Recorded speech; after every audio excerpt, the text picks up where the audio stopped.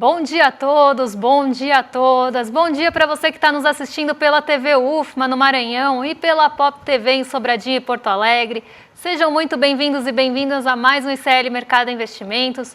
Hoje, quarta-feira, a gente tem um monte de assuntos para tratar com vocês, então a gente vai falar da taxa das brusinhas, porque toda vez que eu falo de um jeito diferente, me corrigem no chat. Então, taxa das brusinhas, vamos falar aí do adiantamento das varejistas em relação a isso. Vamos falar do mercado de trabalho para os jovens, que tem algumas armadilhas aí nesse mercado para quem está ingressando agora. E eu vou falar de um assunto também, a gente vai tratar de um assunto aqui que me deixa muito pé da vida e eu não vou dar spoilers por enquanto. Mas antes de tudo isso, eu quero dar bom dia para o André. Bom dia, André, como você está? Bom dia, Débora. Bom dia a todos os nossos telespectadores. Vamos falar de muita coisa hoje. Temos o impacto do mercado de trabalho para as pessoas mais jovens. A gente vai fazer um retrato aqui para vocês verem. O estudo da FGV ficou bem interessante aí para mostrar aí algumas precariedades que você tem nessa faixa. Vamos falar de Olimpíada, né? Porque estamos na Semana Olímpica, então a gente tem sempre aquela dúvida, será que vale a pena? Será que quando você faz Olimpíada, isso aí gera retorno para a cidade? Que nem o show da Madonna também teve essa mesma polêmica. Então vamos ver se gera. A gente pegou dados da Olimpíada de 2016 aí também, um estudo da GV aí, mostrando que sim, gera, então a gente vai se debruçar sobre isso, e tem um vídeo nojento aí que a Débora vai passar para vocês aí, vamos ver se vocês têm estômago para aguentar isso, mas já podemos passar aí para a agenda agora, né, porque tem o nosso telespectador, tem bastante coisa, hoje é dia de balanço, hein, balanço para tudo quanto é lado, hein, Débora? Pois é, hoje a agenda tá balançada, porque o que tem aí de balanço não está escrito. A gente tem Santander Brasil divulgando aí o seu resultado antes da abertura. Na Espanha também saiu o balanço do Santander, balanço da Iberdrola na Espanha também, e a gente tem AT&T nos Estados Unidos antes da abertura e continua, né? International Paper nos Estados Unidos, Carrefour na França, Unicredit na Itália e na Alemanha saiu o índice de confiança do consumidor de agosto. Então, essa primeira parte da agenda da manhã, ela está muito tomada pelos balanços que saíram antes da abertura dos mercados. E alguns já estão até sendo digeridos aí durante o dia também, ainda está tendo a digestão dos que saíram depois do fechamento ontem, que foram mal recebidos, tipo Alphabet, Tesla, mas a gente vai falar disso daqui a pouquinho. E a agenda continua. A segunda parte da agenda ela já está mais dividida entre a participação de dirigentes e presidentes do Banco Central Europeu numa conferência do FMI. Então, vocês vão ver que diferentes agentes, diferentes pessoas do Banco Central Europeu aparecem ao longo do dia na agenda nesse mesmo evento. Então, não vou passar uma por uma. E a gente tem uma outra parte da agenda bem concentrada nos PMIs compostos industriais e de serviços de vários países, ainda na leitura preliminar. Então, na zona do euro, na Alemanha, nos Estados Unidos, acabou de sair também. Então, uma parte da agenda está bem focada nessas divulgações. Além disso, a gente tem decisão de política monetária no Canadá, vendas de novas moradias nos Estados Unidos, agorinha às 11 horas, e 11h30 saem os estoques de petróleo. Esse aqui com um pouco mais de possibilidade de mexer com o preço da commodity, que está sofrendo aí nos últimos dias por conta da China. 2h30 sai fluxo cambial semanal aqui no Brasil, então uma publicação que é feita toda semana, e a gente vem para aqueles balanços que saem depois do fechamento. Então, depois aí do fechamento, a gente tem uma série de outros resultados trimestrais que vão aí ser divulgados. Então, se quiserem passar aí para o pessoal de casa acompanhar a gente quais balanços saem, né? Tem 8 horas ainda tem o PIB do segundo trimestre na Coreia do Sul. Diretora do Fed, Michelle Bowman, fala num evento do Fed de Dallas.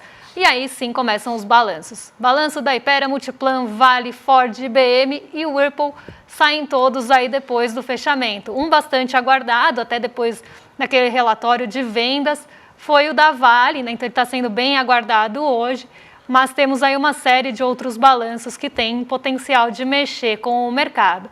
Mas agora a gente vai para o nosso Brasilzão e a gente vai falar de mercado de trabalho, porque parece que o mercado tá aí com algumas armadilhas para as pessoas mais jovens, não vai né, falar André? da Bolsa antes? É verdade. Calma, Débora, Olha, calma. eu já querendo passar por cima da Bolsa. Vamos lá falar da Bolsa, né? Que ontem você teve um dia bastante negativo. Aí parece que nosso amigo Elão, né? Até falou besteira para tentar disfarçar o resultado terrível da Tesla, né? Daí foi falar besteira aí, fala de identidade de gênero. É só uma cortina de fumaça para não mostrar que a empresa dele tá uma porcaria, né? Mas isso daí impactou nos mercados asiáticos, né? Exatamente, porque a Tesla ela teve um resultado ruim. A conferência da Alphabet, que foi também divulgada, que aconteceu depois da divulgação do resultado, isso também mexeu com o ânimo dos mercados, tanto ali no final do pregão, na pré-abertura de hoje, nem tinha aberto o mercado ainda, a gente já tinha alguns resquícios dessas divulgações. E a Tesla mexeu bastante, tanto a Tesla quanto a Alphabet mexeram bastante aí com os ânimos do mercado asiático, porque se tratam de empresas mais aí voltadas à tecnologia, embora uma seja mais de veículos elétricos, enfim, mas isso mexeu bastante com os ânimos do mercado asiático, até pela concentração de ações ali ligadas ao setor de tecnologia também que a gente tem na Ásia e uma ansiedade que foi criada pelos próximos balanços que vão ser divulgados. E aí não adianta ir ali na rede social e fazer comentários preconceituosos e transfóbicos, enfim, para tentar esconder, porque todo mundo viu que o resultado da Tesla não foi bom e que ele caiu. Mas as ações da Tesla caíram mais de 8% no pré-mercado. Antes da abertura, elas já estavam nessa toada. E justamente isso impactou a Ásia. E aí eu vou colocar na tela para vocês o Nikkei 225. Aqui, Nikkei 225, o principal índice acionário do Japão.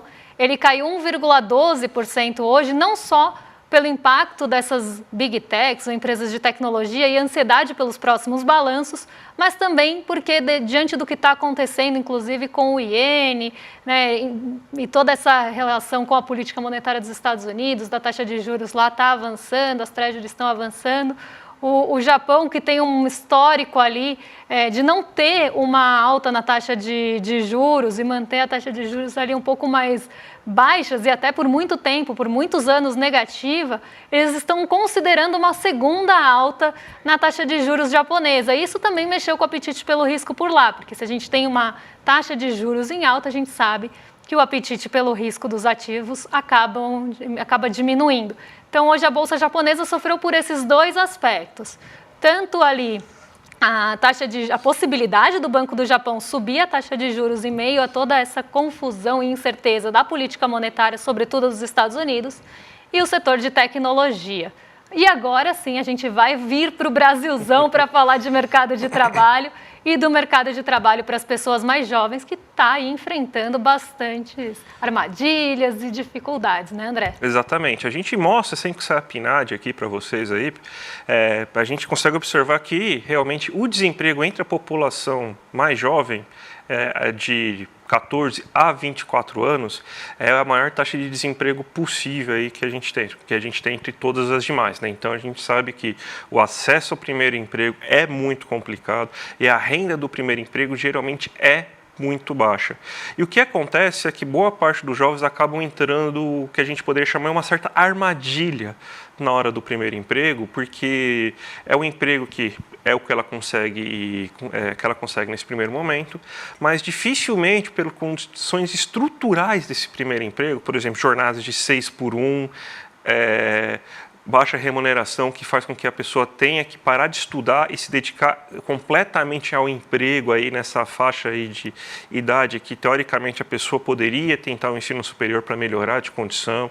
E não adianta falar assim, porque ensino superior hoje não está pagando nada. Não, em média salarial, a diferença para uma pessoa que não tem ensino superior para uma pessoa que tem ensino superior é de R$3.000 a mais. Então, uma diferença muito brutal que a gente tem. A gente vai mostrar aqui para vocês, inclusive, qual que é o encargo principal dessas pessoas aí, dessas pessoas jovens aí. Você vê aí que 1 milhão dessas pessoas aí, dos jovens, trabalham como balconista ou vendedores de lojas, e daí é quase 8% aí da força de trabalho jovem. Escrituários gerais, 7,1%, então quase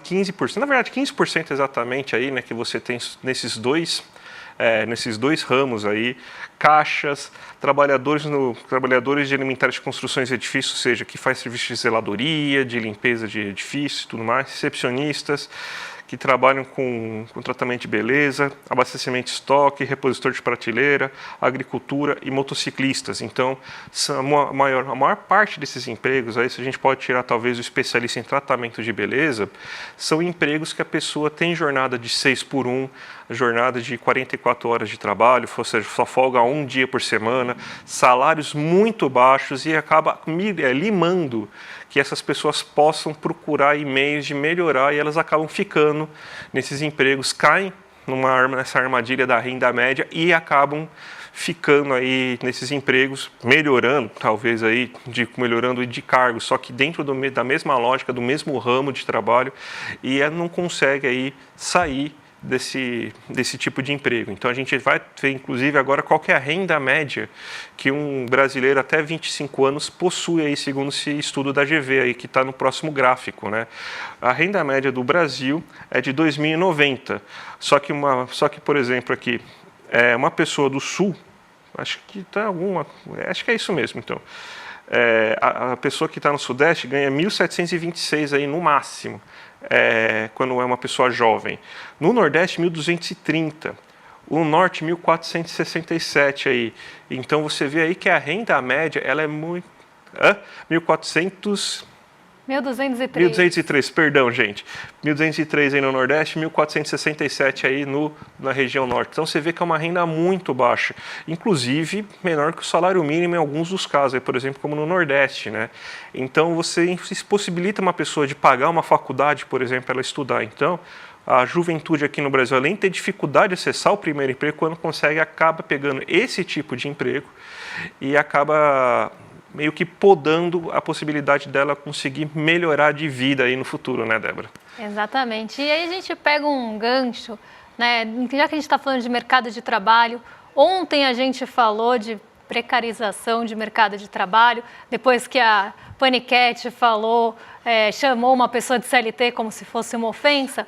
Hoje eu vou passar um vídeo para vocês que me causa muita indignação. E não é porque eu não gosto de vocês, tá, gente? Aqui vamos nos indignar juntos. É mais ou menos por aí. Eu vou ficar bem nervosa, já fiquei bem nervosa de manhã, quem estava comigo lá na redação sabe. E eu vou passar para vocês, e aí eu vou fazer alguns comentários em relação a esse vídeo, porque fala justamente ali sobre oportunidade no mercado de trabalho. Vamos colocar aqui 1000 aspas para falar isso, e vocês vão entender por quê. Então vamos rodar o vídeo e depois a gente comenta junto. Aí, pai, qual que você escolhe? R$20 ou uma oportunidade de trabalho? 20? Mais fácil. E aí, papai, qual que você escolhe? R$20 ou uma oportunidade de trabalho?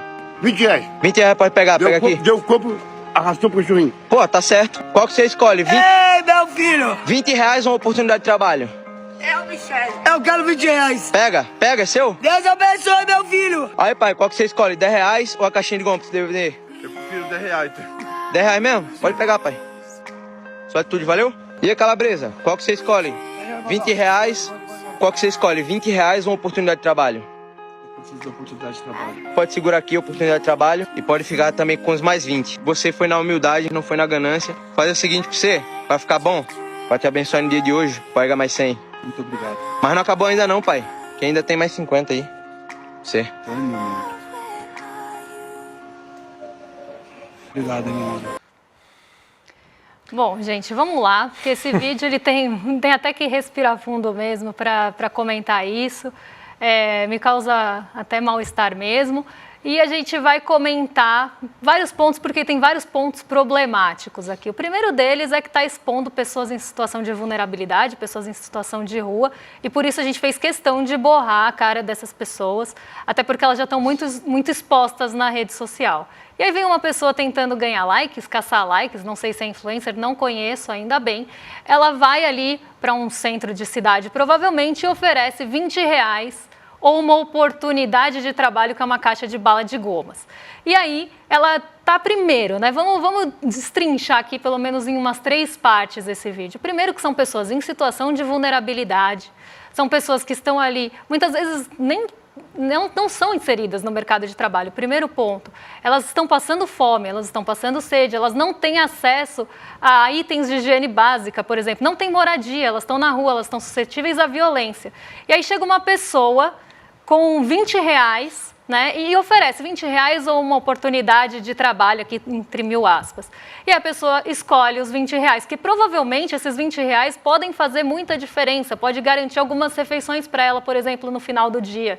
E aí ele está colocando como se essas pessoas aceitassem os R$20 por ser uma facilidade de vida e não a possibilidade de trabalhar e ganhar ali algum dinheiro. Lembrando que muitas pessoas, elas podem ter problemas de saúde mental, a gente não sabe o que elas estão passando ali, a gente não conhece a realidade das pessoas e ele já está fazendo esse vídeo raso, querendo colocar que as pessoas escolhem o mais fácil e não a oportunidade de trabalho, e eu vou falar isso daqui a pouco.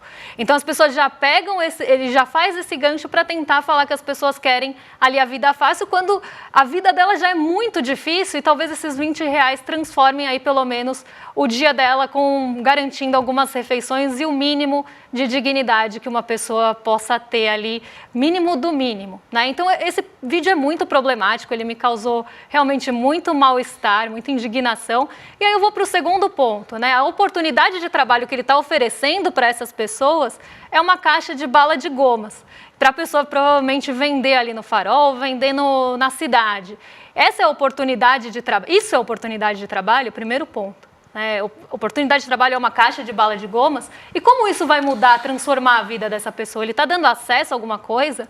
Ele está dando alguma dignidade para essa pessoa de moradia, de acesso básico à cesta básica, à higiene, enfim? Ele está dando alguma possibilidade de melhorar o abrigo dessas pessoas? Não, ele está dando uma caixa de balas para ela provavelmente vender no farol, considerando que isso é uma oportunidade de trabalho. Aí acabou a caixa de balas, o que ela faz? Vai comprar uma nova caixa e perpetuar isso? Uma pessoa que está em extrema vulnerabilidade? Então, assim, eu achei cruel.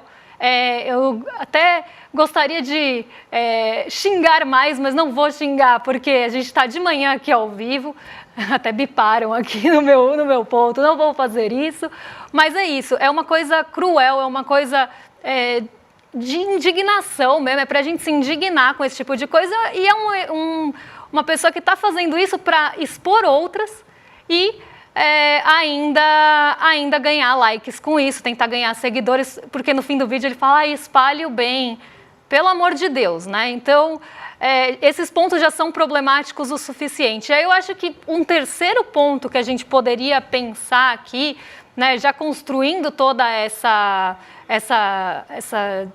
crítica, a gente ainda tem o ponto que muitas pessoas têm enraizado na cabeça delas que as pessoas que estão em situação de rua estão nessa situação porque elas querem, né? Afinal, só é pobre no Brasil por quem escolhe isso, segundo alguns coaches que a gente já mostrou aqui também. Né? Então, a pessoa está nessa situação porque ela quer, porque ela não se esforça, porque ela está ali, não quer trabalhar, ela escolhe o caminho mais fácil. A gente sabe que isso acaba até tendo uma capilaridade ali, permeando outros pontos, né? Não só esses das pessoas em situação de vulnerabilidade, mas quando a gente pensa em outros casos de pobreza no Brasil, a gente também vê esse tipo de discurso. Por exemplo, quem recebe Bolsa Família recebe porque não quer trabalhar. Então, a gente sabe que já tem esse pensamento construído no Brasil e ele é bem perpetuado, ele é bem difundido.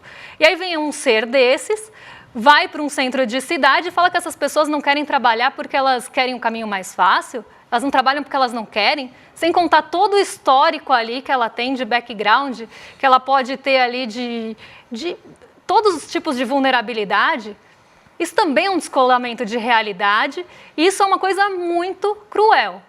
Cruel, assim, ao extremo, né? Então, eu fiz questão realmente de não expor essas pessoas porque elas já estão expostas o suficiente nas redes, mas é algo muito triste e que me deixa aí realmente nervosa. Eu fico nervosa quando eu falo desse tipo de assunto, vocês sabem.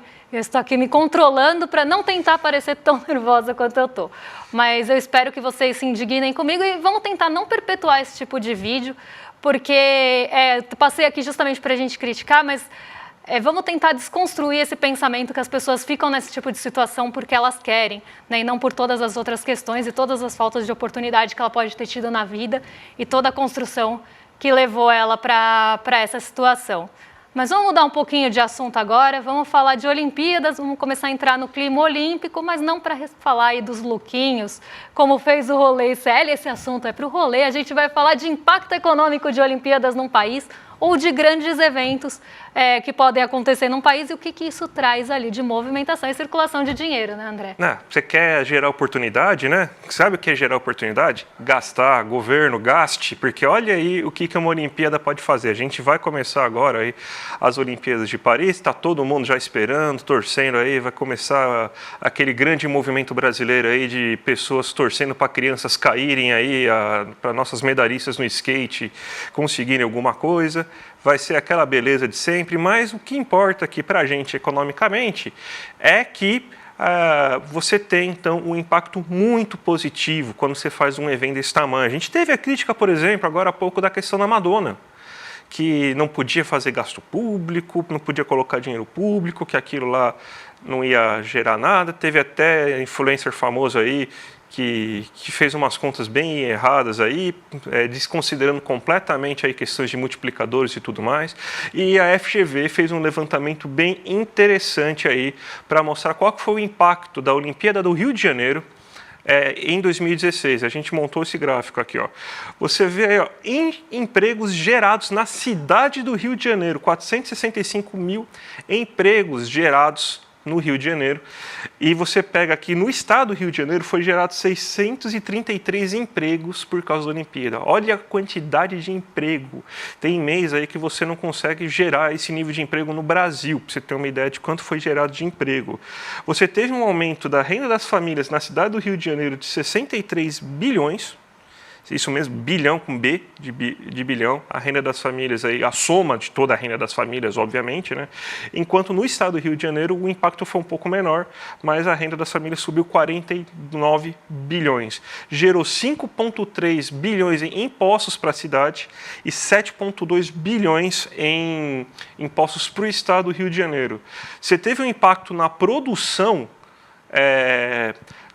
de bens na cidade do Rio de Janeiro de 99 bilhões e de 134 bilhões aí para o estado. Isso aí deu para o PIB do Rio de Janeiro 51 bilhões só para a cidade, 51 bilhões de PIB. Isso aí isso daí é o triplo que a gente vai cortar basicamente. A gente vai cortar isso, a gente vai um terço disso a gente vai cortar agora nos contingenciamentos para você ver quanto que é o impacto positivo que uma Olimpíada gera.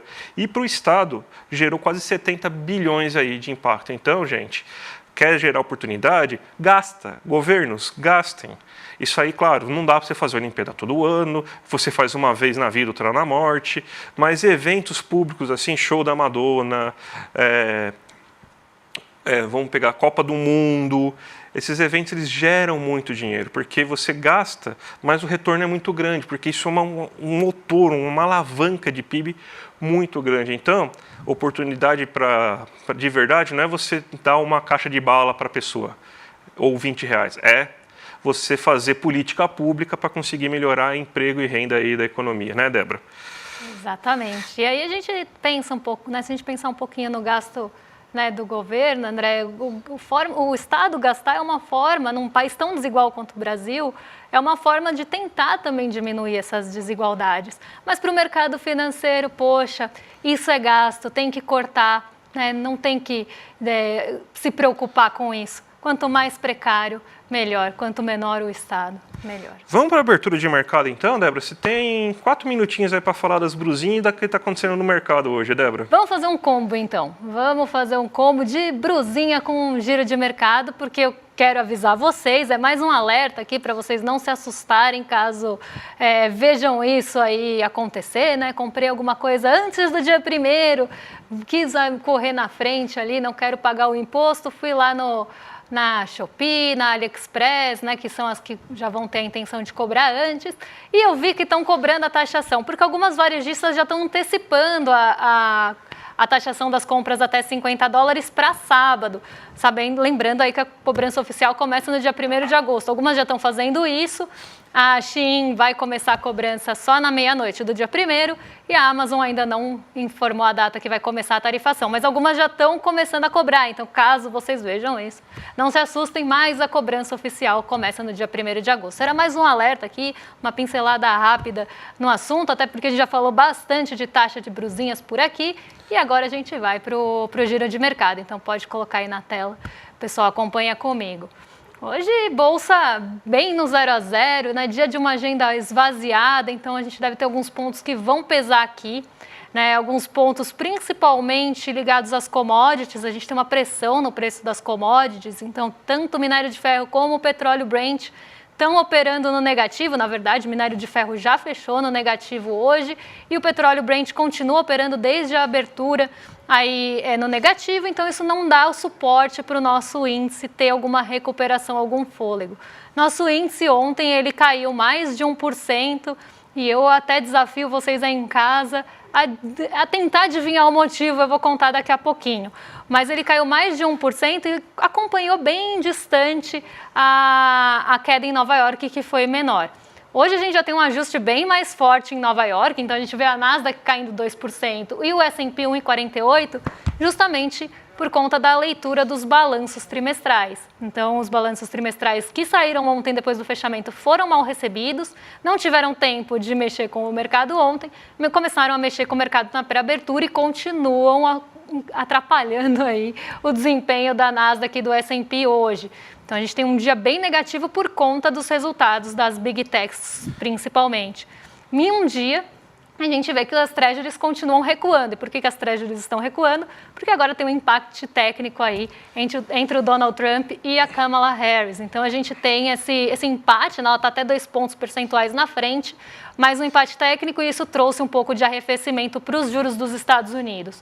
O DI futuro continua em alta e era aqui que eu queria chegar, porque o mercado continua com uma lupa desse tamanho, com uma lente de aumento em cima da situação fiscal do Brasil. Por mais que já tenham falado de corte de gastos, já tenham falado que vão cumprir, que o compromisso é o cumprimento da meta fiscal, o mercado continua cético, não está acreditando, ele quer mais corte, ele quer menos gasto do Estado e ele está colocando uma pressão absurda em relação a isso e essa pressão aparece no DI futuro, que hoje sobe no DI 32 para 12,22.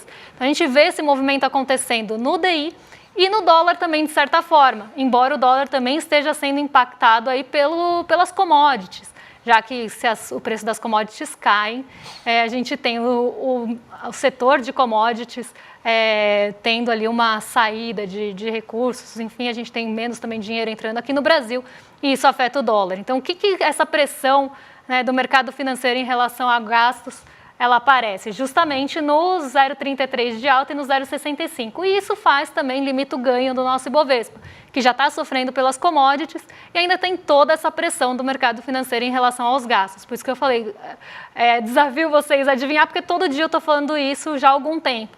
E esse sentimento continua aí predominante aqui no Brasil, o tal do risco fiscal e cenário doméstico deteriorado. Débora, falta poucos dias, vai ser esse domingo, gente. A gente teve um grande sucesso aí no nosso evento aí, Despertar Empreendedor, e agora a gente vai inaugurar a segunda turma do Empreendedor Mestre, aí, com uma aula maravilhosa aí do nosso Edu Moreira aí, hackeando o sistema, que falaram para mim, pelo menos, que é a aula mais subversiva que o Eduardo já fez aí em relação a negócios. Então, gente, vai ser imperdível. Você sabe aí que o Empreendedor Mestre, ele é um curso completamente diferente, né? Aquele curso de coach que vai te ensinar aí a ficar rico em um dia. Não, a gente faz trabalho sério. Então, gente, já clica aqui no link aqui embaixo, iclmercado.com.br, porque faltam só 4 dias e é imperdível. Então já clica, o sininho vai tocar 8 horas da noite, você vê a Olimpíada o dia inteiro, 8 horas já acabou a Olimpíada, daí você vai lá direto para ver essa super aula do Eduardo. Imperdível, gente. E agora vocês ficam com o Rolê ICL na sequência, com o Guga Noblat de volta, o William De Luca com vocês e estão em excelente companhia a partir agora das 11h30 da manhã. A gente volta amanhã amanhã é dia de prévia de inflação, então é dia de saber o que mexe com o nosso bolso. A gente volta para contar para vocês. Um beijão e até lá. Até mais, gente. Tchau, tchau. Imagina só aprender marketing digital com Rafael Donatiello, CEO do Instituto Conhecimento Liberta. aprender liderança com João Paulo Pacífico, CEO da Gaia, aprender finanças e investimentos comigo, aprender sobre as disrupções tecnológicas com a Nina Silva, aprender negociação com Diógenes Luca, empreendedorismo com Rodrigo Mocotó. Pois é, parece um sonho, né? É isso que a gente fez com o programa Empreendedor Mestre, o maior programa de formação em empreendedorismo do Brasil. A gente lançou esse programa em fevereiro com esses e vários outros professores e professoras e foi um sucesso absoluto. Milhares de pessoas se inscreveram e hoje já fazem parte de uma comunidade que está revolucionando o conceito de empreendedorismo. Tão grande o sucesso que a gente resolveu lançar a segunda turma desse programa agora, em julho. E a aula inaugural vai ser dia 28 de julho, um domingo, às 8 horas da noite. Uma aula onde a gente vai ensinar todos os conceitos básicos de empreendedorismo e o melhor, gratuita, aberta, para você poder participar. Se inscreve agora e a gente se vê dia 28 de julho.